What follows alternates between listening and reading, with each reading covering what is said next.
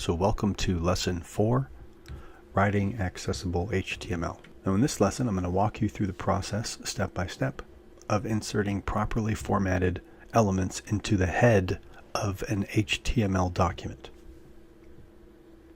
So you're encouraged to follow along in your text editing application of choice.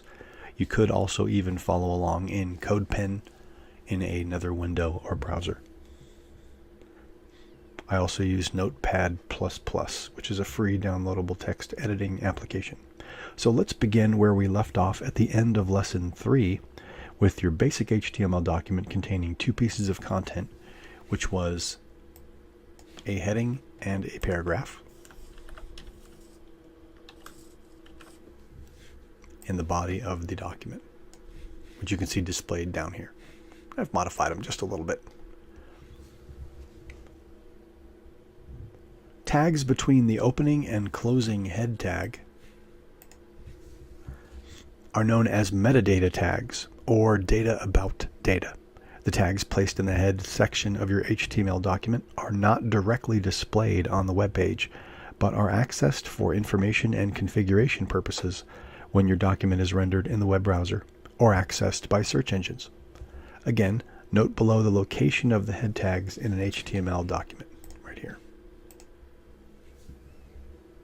In this lesson, we'll be focusing on 4 items that you can put in the head section of your HTML and how they're used. Now first, we'll discuss the title tag.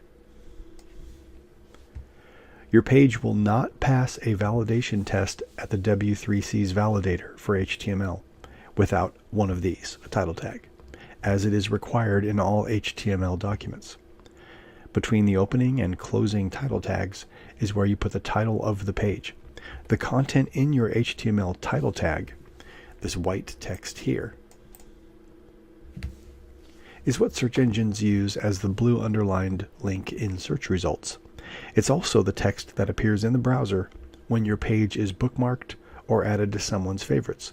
So you will want your title tag and the content between the title tags to be short but clear. So here in this one we've added the title My First Web Page. And that's pretty much it for the title tag. As long as you have an opening and closing title tag with something short and to the point in between, you're good to go. Now next we'll discuss the meta tag. There's many different options for a meta tag. This provides metadata about the HTML document. Now, this data is not displayed, but is able to be processed by software. Most of the meta tag information shown is fairly self-explanatory, but we'll go through them one at a time. The char set, or character set for short, defines the encoding of characters in the HTML document. The description, which is a value of the name attribute of the meta tag, describes the content of the page. Now, whenever you have a name attribute in a meta tag, you must also have a content attribute. The meta tag is a self-closing tag, unlike the title tag, which requires a specific named closing tag. Meta tags are closed simply by adding a closing bracket or a greater than symbol. The meta name attribute value of keywords are used to aid in helping with search processes. So in the content attribute of meta keywords, you would add the keywords you want people to use to find your page. The meta name author would have a content attribute of the name of the person who wrote the document. The meta name viewport sets the initial size of the screen to which the HTML page is displayed. Now, you should include the viewport meta tag above, or here in this example, in all your HTML documents for the best end user experience. Now what this does is sets the width of how your page is displayed to whatever the device width is that's accessing your page, and the initial scale to 1.0, so full size within the available space of the width of the user device. Now there are additional meta tag options available, but I'm not going to be covering them in this introductory course. 2 additional things to remember about meta tags, just as a follow-up to what I've said previously. Again, they do not need to be closed like our previous tags, like title head, HTML, body, heading, paragraph. And they contain additional configuration parameters known as attributes. In meta tags, whenever a name attribute is used, the content attribute is also required to be defined. So next we're going to talk about the link tag. The link tag also does not require a specific closing tag. A link tag is used to link to external style sheets for CSS. We're not covering CSS in this introductory course.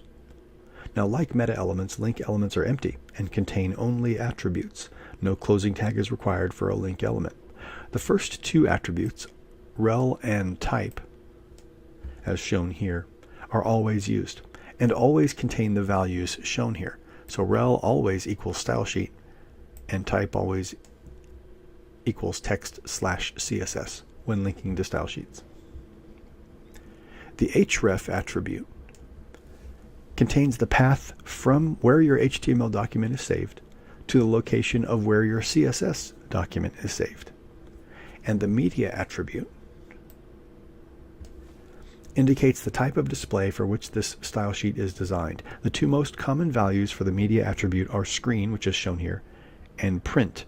Print would be when you want to design a specific style or layout for when a site visitor wants to print your web page. So you would have a format and a layout that would work well for the printed page in that CSS file. And you would probably have two link tags in your head of your document when indicating a print style. One would be for the screen, which is shown on desktop and laptop and mobile devices. The other would be for print. Now there are other media options, but we're only going to cover screen and print for this particular course. The next tag I'm going to cover is the script tag. There's two ways to use a script tag. I'm showing both of them here. There's more than two, but I'm not going to cover all of that because JavaScript's not covered in this course. The script tag can be used in two specific ways within the head of your document. And both of these utilize JavaScript to provide additional interactive or animated content on your web page. So JavaScript is considered a behavior that takes place within the contents of your HTML document. So the first way to use a script tag is when you want to point to an external JavaScript file, like you did earlier when in the link tag that's listed here, to pointing to an external CSS file. So it would just include a source attribute and the path to the JavaScript file from where your HTML document is saved. The second way to use a script tag is to put the JavaScript code between an opening and closing script tag. Now, script tags do require a closing tag. So when you do not include a source attribute in your script tag, notice here we don't have a source attribute, then the JavaScript needs to go here. If you do have a source attribute, then nothing is placed between the script tags. So this is one way to do it with the JavaScript in between and no source attribute. And this is the other way to do it with a source attribute, a path to an external JavaScript file, and nothing in between. So in this case where we have a JavaScript listed here, there's a number of things we can do in the body of the document. So whatever JavaScript was being referenced here, it would typically reference some form of identifying parameter here. We could then call that parameter somewhere in the body of the page, and the action that is defined here would then take place visibly in the body of the HTML document. But we're not going to cover JavaScript directly in this course or how to write them. So that's it for lesson 4, the elements within the head of an HTML document. I encourage you to go back through this video, become familiarized with the various things that are involved with configuring an HTML document, and thank you for watching.